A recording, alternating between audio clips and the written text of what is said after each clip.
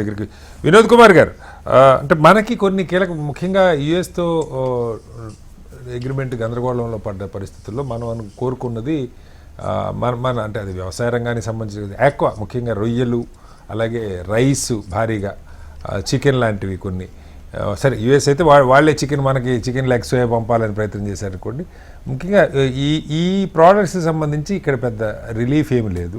మొదటిది అంటే వాళ్ళు మేబీ వాళ్ళ ఫార్మర్ ఇంట్రెస్ట్ని దృష్టిలో పెట్టుకుని ఉండొచ్చు.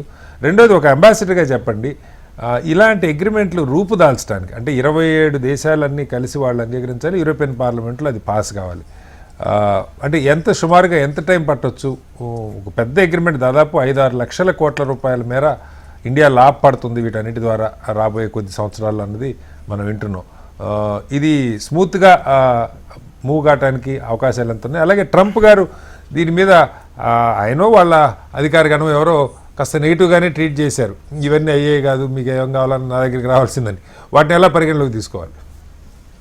ముందుగా శ్రీనివాస్ గారు, మీకు తోటి ప్యానలిస్టులకు మన ప్రేక్షకులందరికీ నమస్కారం. అఫ్ కోర్స్ మంచి సబ్జెక్ట్ మనం మాట్లాడుకుంటున్నాం కాబట్టి మీరు అన్నట్టు గత 2 శతాబ్దాల నుంచి ఈ డిస్కషన్స్ అయితే నడుస్తున్నాయి. నేను కన్సూల్ జనరల్ ఆఫ్ ఇండియాగా హాంబర్గ్ లో ఉన్నప్పుడు ఆ బిజినెస్ కమ్యూనిటీతో మాట్లాడుతున్నప్పుడు 2007లో అప్పుడు వెళ్ళాను, అక్కడ స్టార్ట్ అయింది. సో అంత సుదీర్ఘమైన చర్చలు ఇది ఏదైతే అవసరం అనిపించినాయో జరిగినాయో చివరికి మాత్రం ఎక్సలెంట్ ఎండింగ్ లో మనం చేరుకోగలిగాం అనేది అభిప్రాయం ఉన్నది. పర్టికులర్ గా ఇప్పుడు 2 బిలియన్ ప్లస్ పాపులేషన్, అంటే 1/4 ఆఫ్ ది వరల్డ్ పాపులేషన్, తర్వాత 27 trillion GDP worth of this, అంటే అది ఆల్సో 1/4. దాదాపు వరల్డ్ మార్కెట్లో 30% షేరు ఈ రెండు మధ్య ఎక్స్పోర్ట్ ఇంపోర్ట్స్ లో దాదాపు అంత వాటా ఇటు మధ్య జరగవచ్చని అంటున్నారు. అంతే కదా మరి. అంటే ఇంత పెద్ద అంటే ట్రేడ్ అండ్ సర్వీసెస్ ఇష్యూస్ లో మనం అగ్రిమెంట్కి వస్తున్నామని అంటే ఇంత టైం పట్టినా కానీ ఇట్స్ వర్త్. అట్లీస్ట్ ఫైనల్ గా మనం చేరుకున్నాము. ఇది పర్టికులర్ గా at this junction Trump and Coke ఇది కనువిప్పు. సరిగా వాళ్ళు ఎన్ని బెదిరించా ఎన్ని తిట్టుకున్నా గానీ ఇది మనకు ఒకటి ఏంటంటే, ఒకప్పుడున్న ఇండియా లెక్క కాకుండా ఏదో ట్రంప్ గంతులు వేసి ఏది చేసి అందరిని బెదిరించినా గానీ అటు ఈయుని బెదిరించి వాళ్ళని కూడా ఏదో మూమెంట్ తారీఫ్లు అంటున్నాడు కాబట్టి, అది మన మీద తారీఫ్లు ఎలా వేశాడు కాబట్టి ఇది ఇటువంటి అన్ని చూసినప్పుడు ఇప్పుడు ఇమ్మీడియట్ గా మన వాళ్ళ ట్రేడ్ రిప్రజెంటేటివ్ ఉంటాడు కదా, ఆయన మెయిన్ క్యారెక్టర్. ఆయన చేసింది ఏంటంటే ఇండియా ఎక్కువ లాభపడ్డట్టున్నది EU కంటే కూడా అన్నారు. సరే ఓకే, ఇది గివ్ అండ్ టేక్, అంతే కదా, విన్ విన్ సిచ్యువేషన్ అనుకుంటున్నాం మనం. సిచ్యువేషన్ అనుకుంటుంది. కాకపోతే డిపెండెన్స్ ఆన్ ఇది అమెరికా మీద ఎంతైతే EUకు ఉంటుందో వాళ్ళు కూడా డైవర్సిఫికేషన్ అదర్ మార్కెట్స్ గురించి చూస్తున్నప్పుడు 1.45 బిలియన్ మన మార్కెట్ అంటే చిన్నది కాదు కదా. ఎందుకంటే ఈ రోజు ఇది ఉంది, ఆఫ్టర్ 5 years ఈ అగ్రిమెంట్ అనేది ఇమ్మీడియట్ గా వచ్చేది కాదు మీద అన్నట్టు. ఎందుకంటే ఇట్ టేక్స్ టైం.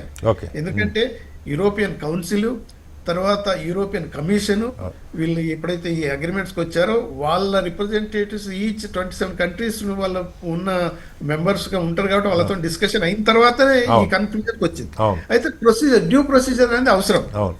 వాళ్ళంతా లీగల్ స్టడీ చేయాలి, క్లాస్ బై క్లాస్ చేయాలి. దాని తర్వాత ఈచ్ కంట్రీ వాళ్ళు కూడా అగ్రి అవ్వాలి. మళ్ళీ యూరోపియన్ పార్లమెంట్ వాళ్ళు కూడా రాటిఫికేషన్ అయిపోతే ఆల్ ఈజ్ కనీసం ఆ ప్రొసీజర్ చూస్తేనే 8 months ఉన్నది. నేను ఇప్పుడు ఒకసారి చూసినట్లయితే వాళ్ళు ఈ అగ్రిమెంట్ ఈ 2 లోపు జరుగుతుంది అన్నట్టుగా కామర్స్ మినిస్టర్ గారు చెప్తున్నారు. మోస్ట్లీ ఈ 2 లోపు సాకారం కావచ్చు అన్నట్టుగా. అదే కదా, ఇప్పుడు మనం జనవరిలో ఉన్నాము, డిసెంబర్ లోపుగానే మనకు వచ్చేస్తుంది అంటే ఇంకంతకన్నా ముందే కూడా రావచ్చు. ఎందుకనంటే ట్రంప్ పుష్ వల్ల, అంతే ఏదో బ్లెస్సింగ్ ఇన్ డిస్గైస్ అన్నట్టు మనల పూజ చేయడం కంటే ఇప్పుడు EU వాళ్ళు చాలా అది ఆ గ్రీన్ ల్యాండ్స్ దాని మీద నాటో మెంబర్ ని అటాక్ చేస్తానే పరిస్థితికి వచ్చింది కాబట్టి అడిషనల్ అనౌన్స్ చేసిండు కదా, మీరు నాకు సపోర్ట్ చేయకపోతే గ్రీన్ ల్యాండ్ మీకు ఇంత తారీఫ్లు ఇస్తాను, అంత తారీఫ్ 100% పిచ్చి పిచ్చి మాట్లాడుతున్నప్పుడు రీజనబుల్ గా అనిపించింది. ఇంకోటి ఏంటంటే, ఇప్పుడు వరల్డ్ లో WTO ఇప్పుడు rule based trade and services ఏదైతే ఉన్నదో అది అమెరికానే గ్లోబలైజేషన్ ఛాంపియన్ గా చెప్పుకున్నది. ఇప్పుడు అదే కదా దాన్ని they want to kill it. ఎందుకు అంటున్నారంటే ఆన్ దేర్ ఓన్ ఇంట్రెస్ట్ అంట. అయితే ఇప్పుడు కంట్రీ ఓన్ ఇంట్రెస్ట్ కు నువ్వు మల్టీలేటరల్ సిస్టాన్ని వరల్డ్ అఫైర్స్ నువ్వు ఇష్టం వచ్చినట్టు చేయటానికి మరీ అంత అన్యాయం కదా ఇది. అలా అలా జరుగుతుంది కాబట్టి యూరోపియన్స్ కూడా EU వాళ్ళు కూడా కొంతవరకు ట్రంప్ అన్ప్రెడిక్టబిలిటీ అఫ్ కోర్స్ ఆయన ఉండేది ఇంకా 3 ఏళ్ళు, ఒకవేళ కంటిన్యూ అయితే అన్ని డౌట్లే ఉన్నాయి. It all depends on November elections అయిన తర్వాత ఎలా ఉంటుందో చూద్దాం. బట్ ఈ లోపుగా ఎన్నో మార్పులు చేర్పులు రావచ్చు. కానీ ఇప్పుడు మనకు ఈ అగ్రిమెంట్ ఏదైతే ఉంటుందో FTA వల్ల నాట్ ఓన్లీ ట్రేడ్, ఇప్పుడు మనం బయోలేటరల్ ట్రేడ్ అని మాట్లాడుతున్నాం, ట్రేడ్ అండ్ సర్వీసెస్. సర్వీసెస్ గురించి మనం మాట్లాడేటప్పుడు always US no services discussion, only trade అంటారు. అక్కడ మనకు 50 less than 50 billion 48 billion worth ఏదో సర్ప్లస్ ఉంటేనే ఇంత పెద్ద సర్ప్లస్ ఇంత పెద్ద అంటుండే కదా. మనం EU తోటి బోత్ ట్రేడ్ లో సర్ప్లస్ మనకే ఉంది, సర్వీసెస్ లో సర్ప్లస్ మనకే ఉంది. అయినా కానీ ఈ అగ్రిమెంట్ వాళ్ళు వచ్చి చూస్తున్నారంటే పొటెన్షియల్ ఫ్యూచర్ లో ఏముంది. ఇండియా నువ్వు అంత పిచ్చి పిచ్చిగా కొట్టేవలసిన అవసరం లేదు. బిగ్గెస్ట్ మార్కెట్ కదా ప్రపంచంలో, బిగ్గెస్ట్ మార్కెట్ ఇప్పుడు, లార్జెస్ట్ మార్కెట్. అయితే ట్రేడ్ అండ్ సర్వీసెస్ కాకుండా సంజయ్ గారు కరెక్ట్ చెప్పారు, ఇది సెక్యూరిటీ, డిఫెన్స్, తర్వాత intellectual properties, various research, various other things లలో EU is forthcoming for cooperation. అంటే ఈ మనకి ఏదైతే అగ్రిమెంట్ జరిగిందో ఇట్ ఈస్ నాట్ ఓన్లీ మన ఏది వస్తువుల గురించి, అఫ్ కోర్స్ వారు చెప్పారు కదా వేరియస్ ఐటమ్స్ గురించి, మనకు అదే లేబర్ ఇంటెన్సివ్ ఏదైతే ఇండస్ట్రీస్ ఉంటాయో, ఆర్టికల్స్ ఉంటాయో, వాటన్నిటికీ మనం 0 తారీఫ్ లెక్క ట్రీట్ చేయమన్నాము. ఒకప్పుడు అమెరికా ట్రీట్ చేసింది, కానీ ఇప్పుడు మనకి ఇంత పర్సెంటేజ్ చేయడం వల్ల ఏమవుతుందంటే కాంపిటేటర్స్ లైక్ మీరు అన్నారు కదా బంగ్లాదేశ్, వియత్నాం, వాళ్లకు 0 తారీఫ్ పెట్టి మనకు ఈవెన్ 15% తారీఫ్ పెట్టినా కానీ మనం అమ్ముకోలేము. ఒక్కోసారి ఇప్పుడు మెరైన్ ప్రొడక్ట్స్ ఉన్నాయి అనుకోండి, ఇప్పుడు మన సిమ్స్ ఉన్నది పెద్ద మార్కెట్, అది ఇప్పుడు అమెరికాలో చాలా మంది తింటారు, దే వాంట్ ఇట్. కానీ ఇప్పుడు ఆ $10 బదులు నువ్వు $20 పెట్టి కొనుక్కుంటున్నట్టు ఎంత కొనలేరు కదా. తర్వాత ఇది టెక్స్టైల్స్ అండ్ అపరెల్ ఉంది అనుకోండి, ఇప్పుడు నేను అమెరికా జర్మనీలో చూసినప్పుడు ఇవన్నీ మేడ్ ఇన్ జర్మనీ అన్ని ముద్దలు ఉన్నాయి, కానీ బంగ్లాదేశ్ నుంచి ఇంపోర్ట్ అయినాయి చాలా వరకు. బంగ్లాదేశ్, ఫిలిప్పీన్స్, కొన్ని దేశాల నుంచి